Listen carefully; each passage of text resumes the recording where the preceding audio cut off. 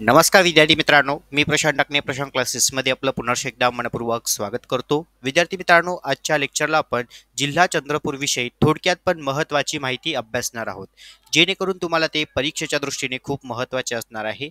तत्पूर्वी विद्यार्थी मित्रांनो, तुम्ही जर आपल्या चॅनलला नवीन असाल तर चॅनलला नक्की सबस्क्राईब करा, बेल आयकॉनला क्लिक करा, जेणेकरून आपले नवनवीन महत्त्वपूर्ण व्हिडिओज हे तुमच्यापर्यंत पोहोचले पाहिजे.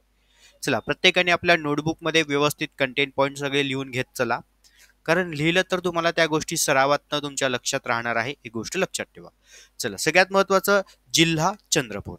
आता चंद्रपूर जिल्ह्यासंबंधीचं जे हवामान आहे हे उन्हाळ्यामध्ये गरम, पावसाळ्यामध्ये दमट, तसेच उष्ण व कोरडे. त्यानंतर चंद्रपूर जिल्ह्यामध्ये एकूण महत्त्वाचे तालुके किती आहेत, तर चंद्रपूर जिल्ह्यामध्ये एकूण महत्त्वाचे 15 तालुके आहेत. यामध्ये चंद्रपूर, सावली, पांभुर्णा, बल्लारपूर, भद्रावती, चिमूर, बरोडा, नागाभीड, ब्रह्मापुरी, राजुरा, गोंडापिंपरी, सिंदेवाई, कोरपणा, मूल आणि जिवती हे महत्त्वाचे 15 तालुके आहेत. ओके, प्रत्येकाने हे तालुके लक्षात ठेवा व्यवस्थित. त्यानंतर पुढच्या महत्त्वाचा पॉईंट आपण यामध्ये बघतोय की चंद्रपूर जिल्ह्यालगतचे असणारे काही शेजारील महत्त्वाचे जिल्हे. ओके,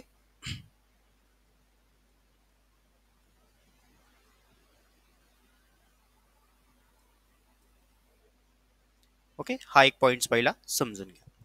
आता चंद्रपूर जिल्हा म्हटलाय तर चंद्रपूर जिल्ह्या शेजारील असणारे जिल्हे कोणते आहे, आणि इथे त्यांनी तुम्हाला दिशा वाईज ते जिल्हे दिलेले आहेत. पूर्वेस गडचिरोली, उत्तर भागामध्ये भंडारा तसेच नागपूर, वायव्य भागामध्ये वर्धा, पश्चिमेस यवतमाळ, तसेच दक्षिण भागात आंध्र प्रदेशातील आदिलाबाद जिल्ह्याची सीमा आहे. हे महत्वाचे घटक आहे, यावरती तुम्हाला परीक्षेला प्रश्न हे विचारले जातात. ओके, त्यामुळे अगदी थोडक्यात आणि महत्वाचं. चला पुढे बघूया आपण. आता चंद्रपूर जिल्ह्यामध्ये महत्वाचे असणारी काही पिकं आहेत, त्या पिकांविषयी माहिती बघूया. गहू, ज्वारी, भात, मका, बटाणा, तूर, भुईमूग, तंबाखू, बाली आणि शिंगाडा. ओके, वटाणाचा या ठिकाणी आहे.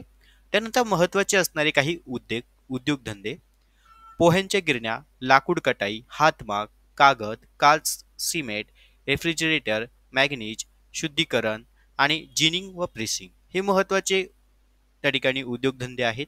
त्यासोबतच काही महत्वाचे किल्ले कोणकोणते आहेत: शेगावची गडी, चिमुराचा किल्ला, भांदक किल्ला, बल्लारपूरचा किल्ला आणि माणिकगड हे महत्वाचे किल्ले चंद्रपूर जिल्ह्यामध्ये आहेत. त्यासोबतच नद्या, त्यामध्ये वर्षा, वैनगंगा.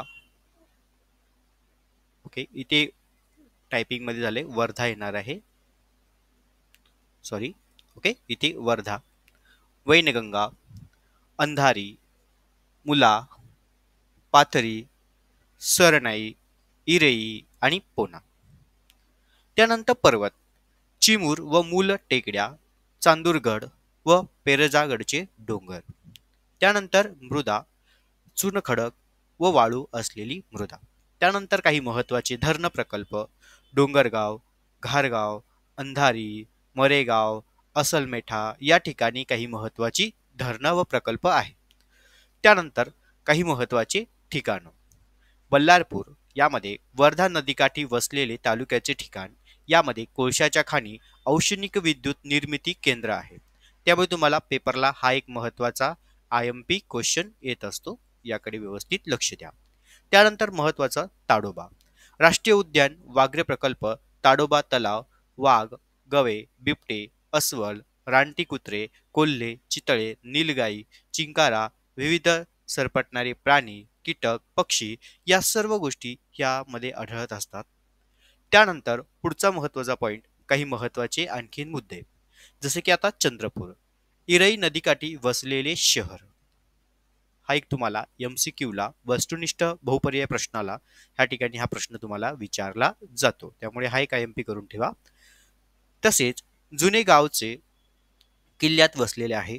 गोंड राजाने खांडका बल्लाळ शहा याने हा किल्ला बांधला आहे. मॅग्नेज शुद्धीकरण कारखाना, त्यानंतर चंद्रपूर जिल्हा महाराष्ट्राच्या पूर्व भागात विदर्भात आहे. चंद्रपूर जिल्ह्याने महाराष्ट्राच्या 3.7% भाग व्यापलेला आहे. त्यानंतर पुढे प्राचीन काळी चंद्रपूर जिल्ह्याचा परिसर हा लोकापूर, इंद्रपुरा, चांदा अशा या नावाने ओळखला जातो. हा पॉइंट पहिला लक्षात घ्या. हा पण तुम्हाला पेपरला येणारा क्वेश्चन आहे, त्यामुळे हे महत्त्वाचे घटक आहे. त्यानंतर पुढे 1964 सालापर्यंत हा जिल्हा चांदा या नावाने ओळखला जात होता. पुढे जानेवारी 1964 साली या जिल्ह्याचे नाव चंद्रपूर असे ठेवण्यात आले. हा महत्त्वाचा मुद्दा, हा एक IMP करून ठेवा.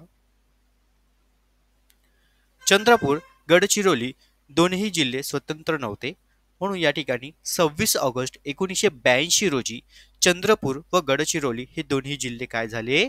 स्वतंत्र झाले. हा महत्त्वाची तारीख आहे. हा एक पॉइंट IMP करून ठेवा.